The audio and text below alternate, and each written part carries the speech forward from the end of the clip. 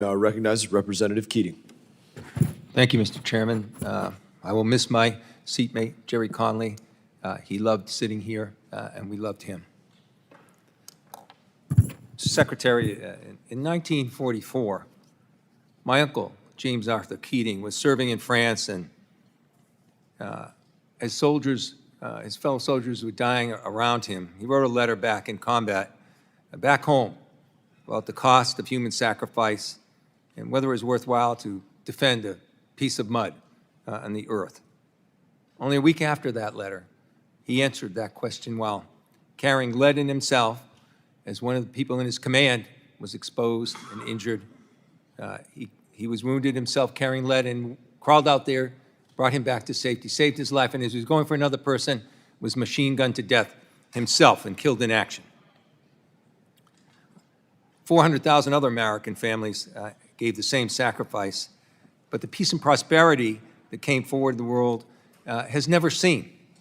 It's a transatlantic alliance where our allies sacrificed their young men and women when America was attacked in 9/11, and economically, they're a $1.6 trillion trading partner with us with 16 million jobs on both sides of the continent. So my questions today are looking for clarity on where we stand with our allies and partners for more than 80 years, because they're expressing their doubts.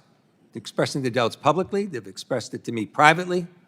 So as the face of our country, as the lead foreign policy representative in the United States, I'm just looking for this clarity. So first, simply answer this question, if you will. In the midst of World War Roman II, when the world was plunged into darkness and uncertainty, stories of bravery often emerged as beacons of light. One such story is that of James Arthur Keating in 1944, a soldier who faced the brutality of combat in France.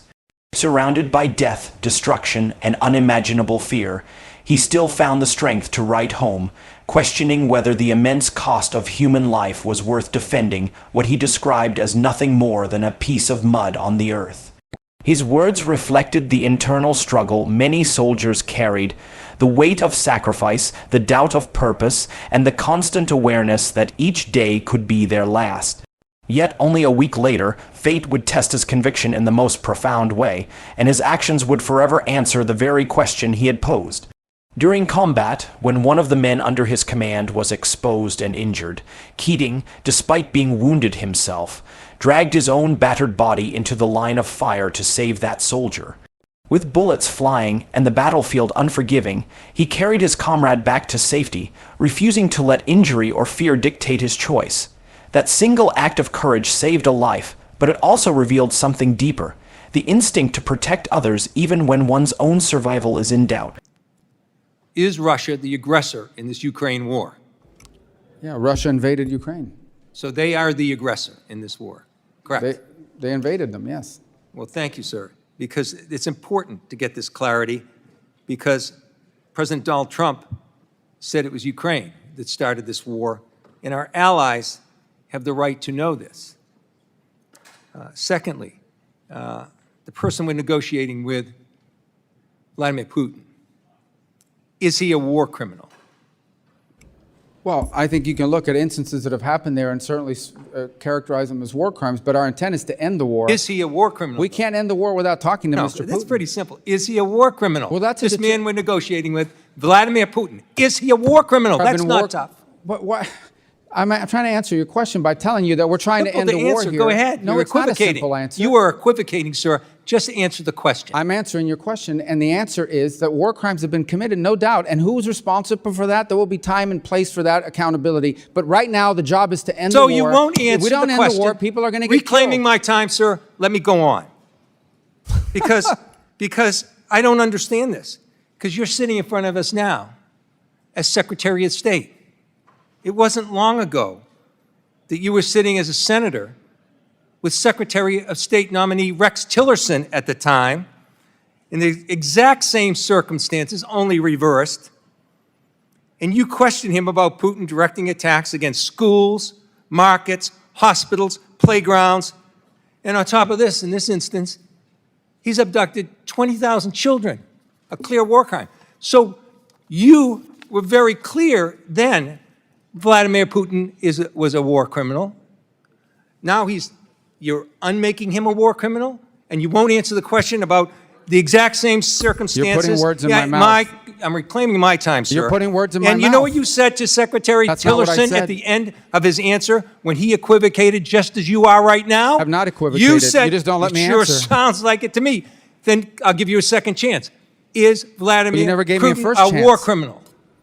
When the world examines the war in Ukraine, one of the most disturbing and undeniable realities is the pattern of atrocities carried out under Vladimir Putin's leadership. These are not isolated mistakes of war, but repeated actions that target civilians and disregard international law. Schools, hospitals, markets, and even playgrounds have been bombed, leaving behind images of shattered buildings and lives torn apart. Perhaps most horrifying is the abduction of more than 20 children, taken from their families and deported into Russia, a crime that strikes at the very heart of humanity.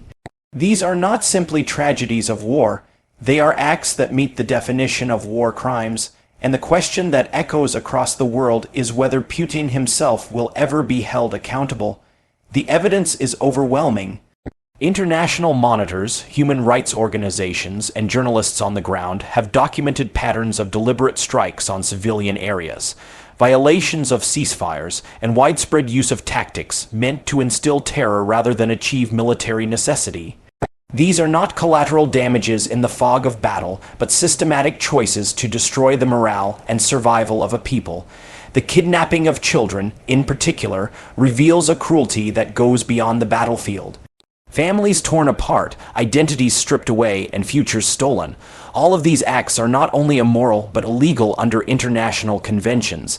They represent a dark chapter that demands recognition, not excuses.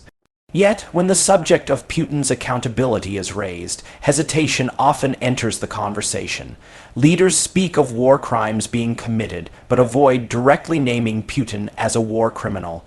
This reluctance carries consequences. It sends mixed signals to allies who look to America and its partners for moral clarity, and it emboldens aggressors who interpret hesitation as weakness. What makes the hesitation even more glaring is that some of those very leaders were once outspoken in condemning Putin's actions, labeling them as war crimes without question. That inconsistency is noticed, not only by critics at home, but by allies abroad and by Russia itself. I already told you war crimes have been committed. No, you didn't tell me if Well, he's that a can't war even- criminal. Mr. Chairman, am I allowed to answer questions? I'm or just reclaiming be my hectored? time, sir, and listen, Well, I'm if he using keeps your own reclaiming words so you don't have to answer. Did you know what you said to then nominee Secretary of State Tillerson? You said you were very discouraged in his inability to accept that Putin was indeed a war criminal. Your words, we don't need any more. You're inconsistent. The third question I have, sir, is this. I answered your question. You just don't let You me answer. did not answer the question about Putin's Well, you war keep criminal reclaiming your conduct time. in Ukraine. You ask me a question, then you reclaim your time. So how can I answer You the answered question? it. Listen, let me go forward with this. 3 questions. And I'm Or are being you gonna pretty reclaim clear to time you. on those too? I'm giving you a chance to answer. Give me a chance to ask the question.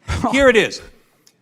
So there's a concern among these allies that we've had, our closest allies, about the one-sidedness of the negotiations with Russia and Ukraine. Gentlemen's Regular time has order. expired. Secretary Rubio, if you'd like to respond, by all means. Can I reclaim my time for a few seconds? Thank you. Number one, crimes have been committed in the war on Ukraine, and there will be accountability for that. But our goal right now is to end that war, because let me tell you, every single day that that war goes on, more people are killed, more people are maimed, and frankly, more war crimes are being committed every day that the war lasts. Number one. Number two, I don't know how European allies could say that. I talk to European allies literally every single day. I see or talk to the foreign minister of the UK and France and Germany more than I see or talk to my own kids in some days. Chairman, So these are all I'm falsehoods. reclaiming my and time now. You have no time. Because You're not you've given him recognized, Mr. time, Keating. and I ask unanimous Not consent. recognized, Mr. Keating. Chairman, You're not recognized. I'm asking for unanimous consent to Mr. put in Keating, the record. you're not recognized. The I Secretary am is speaking. asking unanimous consent to put in the record Mr. Keating, you're not the recognized. op-ed. Oh, so you're not going to recognize, Mr. Chairman? Not Point of order. recognized in this Anyone moment. that asks unanimous consent to put in for the record a document, Keating, you're not allowing you that? are not recognized right now. Your time expired. You might have a minute and a few. Mr. Secretary, please continue. The last point is, our goal is to end this war. We have to be able to talk to both Point of sides order, in order Mr. to do it. Chairman. In order to be, we have to end this My conflict. time is answered. His time answering my question ended too. It's the next person's time. That's the rules in this committee. Mr. When you Secretary, won't even please let continue. a person enter into the record something from our ambassador till recently from Ukraine, Ambassador Brink, Mr. who Keating resigned should- because of the conduct Keating, of you this should keep a administration better eye of the clock after right in front 30 of you. years of service, sir. You should keep a better eye of the clock in front of you. Your time expired. Continue. Our goal is to end this war so more people don't die. And by the way, we want all those kids returned back to their homes that were kidnapped from their parents. We just want people to stop dying. Every day this war goes on, people die, things are destroyed, and lives are ruined. And we want it to stop. Thank you, Secretary. Did you have something you want to submit for unanimous consent? Thank you, Mr. Chairman. Now would be your opportunity. Thank you, sir. I want to submit for the record an op-ed by Ambassador Brink from Ukraine, the regional ambassador that was close until recently, 30 years of service of Democrat presidents and So ordered. Republican ones. It's an op-ed that says So ordered. Trump's Ukraine Representative Weiss policy is left me no recognized. choice, and she details how So peace ordered. at any cost is Take yes appeasement, for an not answer. peace. So Thank ordered. you, sir. Representative Weiss is recognized. Mr. Chairman, I'd like to